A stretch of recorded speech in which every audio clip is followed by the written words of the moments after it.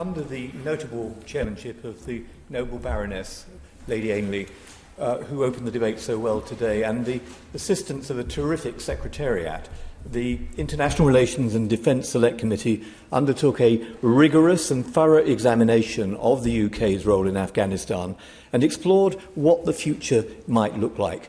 And I agree with others who have said already that it is quite wrong for a report of this importance, and which was clearly so urgent, to have been consigned to the long grass for so long.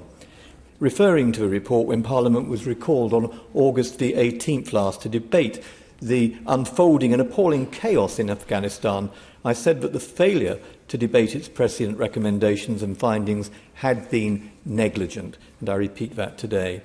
Recall that 1 year ago, the report excoriated the government for showing, I quote, little inclination to exert an independent voice, and it criticised the United States for undermining NATO unity.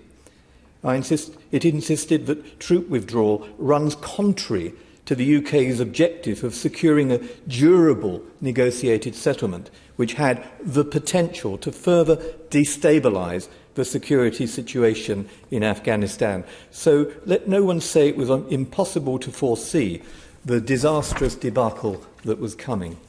Among the long-term consequences that we now have to deal with is a weakened America, or at least the perception of American weakness, emboldening a host of aggressors who threaten the liberal world order. The ill-thought-out abandonment of Afghanistan has damaged alliances and networks, and it's had a chilling effect on vulnerable people bravely upholding human rights and the rule of law in fragile states. Having seen judges and lawyers, some of whom I met earlier today with the noble Baroness Lady Kennedy, having seen what has happened to people like them and to public servants, journalists and teachers, abandoning their homes and fleeing for their lives from Kabul, they ask, will they be next? Bullies retreat when met by strength and by resolve, and they advance when they sense weakness.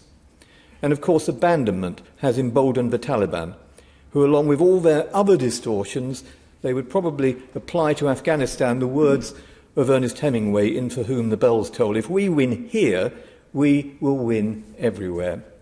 One of the inquiry's most authoritative witnesses, I thought, was Hussein Haqqani, Pakistan's former distinguished ambassador to the United States. While Kabul was being taken by the Taliban, he said this: what is happening in Kabul will not stay in Kabul. Radical Islamists, armed with the powerful narrative of driving out two superpowers through jihad, will challenge the American-led order across much of the Muslim world. My Lords, when our admirable Secretary of State for Defence, Ben Wallace, appeared before the Select Committee in October, I asked about the findings of the Joint Committee on National Security Strategy, that recent events in Afghanistan suggest the NSC and cross-government machinery that supports his work are inadequate to the task, a point referred to by the noble Lord Purvis. My Lords, how have we addressed what they identified as groupthink, reluctance by ministers and or senior officials to engage fully with the realities of information presented to them, and the failure of diplomacy to bring forward an alternative NATO coalition on the ground? My Lords, I have a number of other questions. Just a few days ago, on January the 17th, a group of United Nations appointed distinguished experts reported that the Taliban are attempting to steadily erase women and girls from public life, institutionalising large-scale and systematic gender-based discrimination and violence against women and girls, including trafficking and forced marriage. The Select Committee report, as we heard from Baroness Ainley, warned that this would happen. In evidence to our committee, we heard that since 2001, women have begun to enjoy their basic human rights, including the right to education. They were able to enrol in higher education and pursue careers, including the judicial system, in politics, in medicine, police and the armed forces. The committee found, I quote, considerable improvement in the participation of women in Afghan society, politics and the economy since the fall of the Taliban administration in 2001, particularly in urban areas. The Taliban often use a metaphor about clocks and time.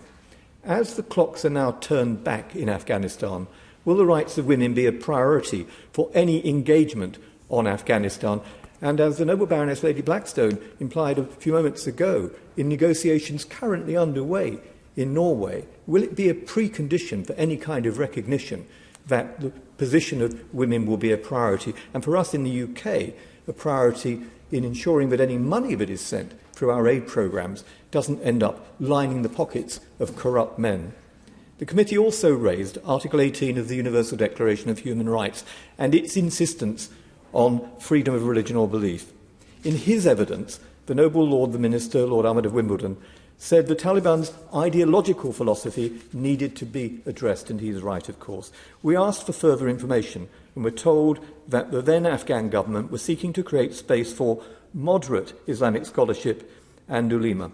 What will happen to this now? We were told about the Minister's very welcome initiative, the Declaration of Humanity, and especially its call for multiple faiths and beliefs to unite in a common front to challenge damaging societal norms. What is the FCDO doing to prioritise the declaration?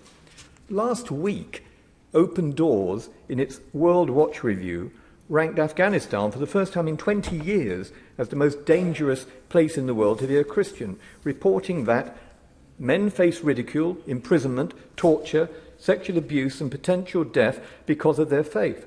Men and boys also become targets for militias, seeking to coerce them into joining their fighter groups. Women can be sold into slavery or prostitution, beaten severely, forced to marry a Muslim in an attempt to reconvert them, or sexually abused. Since the Taliban came back to power, their community have had to flee or to go into hiding, with the remnant living in acute danger and with the Taliban actively hunting them down. Ali Eshani said that the Taliban was merciless when it found out his family were Christian. I quote, "One day I came home from school to find that the Taliban had destroyed our home and killed my parents." The plight of the Hazara Shias is no better. The committee report found that the Shia Hazara minority were, I quote, regularly subjected to targeted killings, violence and discrimination based on their ethnic and religious identity. The Afghan government and the international community's response had been largely inadequate or missing altogether. Subsequently, in August 2021, Amnesty International published a report shedding light on the mass killings of the Hazaras by the Taliban. Around the same time, the United States Holocaust Memorial Museum published a statement on the risks of crime against humanity and even genocide against the Hazaras. I hope the Noble Lord, the Minister, can tell us whether the government has carried out its treaty obligations under the Convention on the Crime of Genocide to conduct a risk assessment of genocide, of course, from the moment that such a danger is known to exist. That, a risk assessment, is not a matter for the courts, but for the FCDO. Furthermore, even in 2020, the Taliban's affiliate, Islamic State Khorasan province, was responsible for at least 10 attacks against Shia Muslims, Sufi Muslims and Sikhs, resulting in 308 civilian casualties. Subsequently, in a chilling report about the Hazaras, Amnesty describes a recent resurgence of attacks. Hazara schools and religious sites have been bombed, medical clinics targeted, and the Hazara civilians murdered by the Taliban or ISK. The Select Committee report called for an urgent review of the Home Office failure, unlike other Five Eyes countries such as Canada, to include ISK on its list of prescribed terrorist organisations. Can we have an update on this, please? Through emails and questions, I've regularly drawn the plight of the Hazara to the attention of the FCDO. Last September, I sent reports of ethnic cleansing of Hazaras, who in Daikundi were sent letters telling them to leave their homes within 3 days. They left with only their clothes and bare necessities, and their homes were given to Taliban fighters. Our committee report recommends that, I quote, the UK should publicly champion the rights of minority communities such as the Hazaras. How do we intend to do that when those persecuted on the grounds of their religion have been given no priority in the response to this terrible tragedy? Is it any wonder that such cruelty has led to a massive exodus of refugees, adding to the 84 million people displaced worldwide? The committee's report highlights the immense challenges faced by Afghan refugees. The UN estimates that some 3.5 million people are internally displaced, 80% of whom are said to be women or children. Millions of others are dispersed throughout the region and the rest of the world.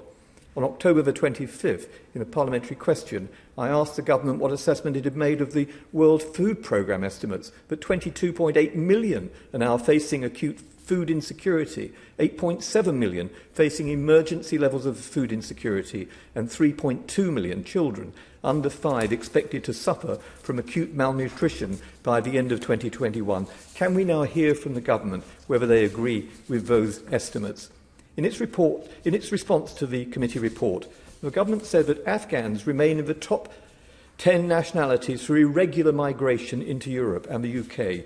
Irregular migration is facilitated by criminals operating along well-established routes, with migrants often suffering some form of exploitation during their journey.